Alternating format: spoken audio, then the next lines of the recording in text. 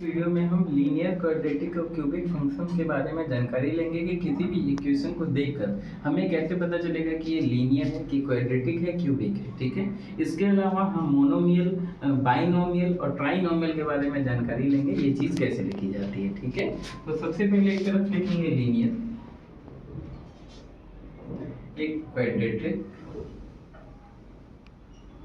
और एक हमारा हो गया क्यूबिक।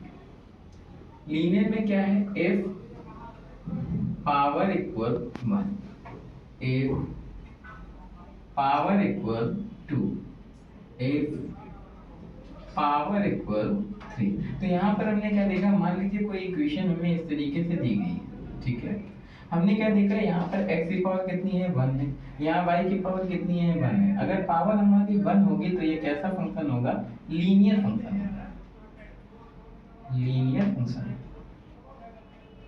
इसी में हम अगर इस तरीके से कुछ लिख देते हैं, हम देखते हैं यहाँ पर सबसे बड़ी पावर कौन सी है, x की पावर 2 है या y की पावर 1 है। तो सबसे बड़ी पावर यहाँ पर क्या आई, 2 आई। जब 2 आई तो हमारा क्या हो गया, क्वाड्रेटिक फंक्शन,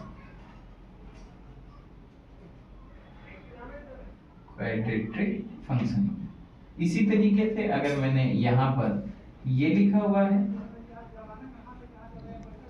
यहाँ पर देखिए पावर सबसे बड़ी कितनी है, 3 है, तो यहाँ पर हमारा क्या हो गया, क्यूबिक फंक्शन।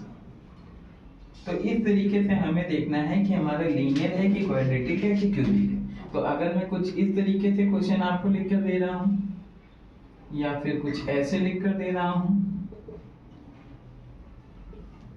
तो हमें सबसे पहले देखना पड़ेगा पावर के बारे में। यहाँ पर देखिए लिखा है 7x + y²। ठीक, एक क्वेश्चन मेरा ये है। ठीक है, तो हमने क्या देखा, यहाँ पावर सबसे बड़ी पावर कौन सी है, 2 है, तो ये हमारा कैसा हो गया, क्वाड्रेटिक। यहाँ पर देखिए सबसे बड़ी पावर कौन सी है, 3 है, तो ये हमारा क्या हो गया, क्यूबिक हो गया। इसी तरीके से यहाँ पर पावर क्या है, 1 है, तो ये हमारा क्या हो गया, लीनियर। तो इस तरीके से हम आसानी से जान सकते हैं लीनियर क्या होता है, क्वाड्रेटिक क्या होता है और क्यूबिक क्या होता है।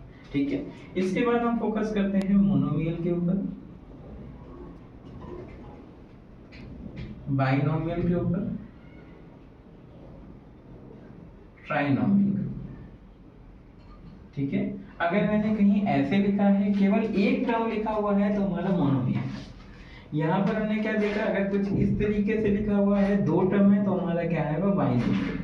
इसी तरीके से अगर हम यहाँ पर कुछ ऐसे लिख दें, तो हमने यहाँ पर देखा क्या है, हमारा ट्राइनोमियल है। हमें इस पे यहाँ पर पावर पे फोकस नहीं करना है, हमें बस ये देखना है कि कितने टर्म इसमें लिखे हुए।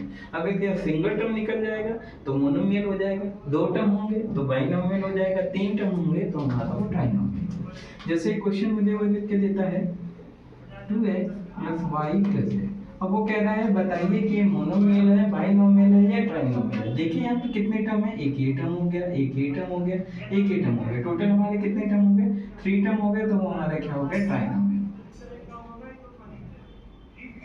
ट्राइनोमियल है। तो इस तरीके से हम आसानी से इसको कर सकते हैं।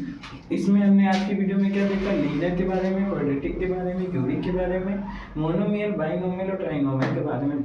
ठीक है, इसी तरीके से आप हमारी वीडियो को देखते रहिए और ज़्यादा से ज़्यादा लोगों को सब्सक्राइब करवाइए, शेयर करवाइए, ताकि आपको और अच्छे अच्छे टॉपिक्स के बारे में मैं बता सकूँ। Okay, thank you.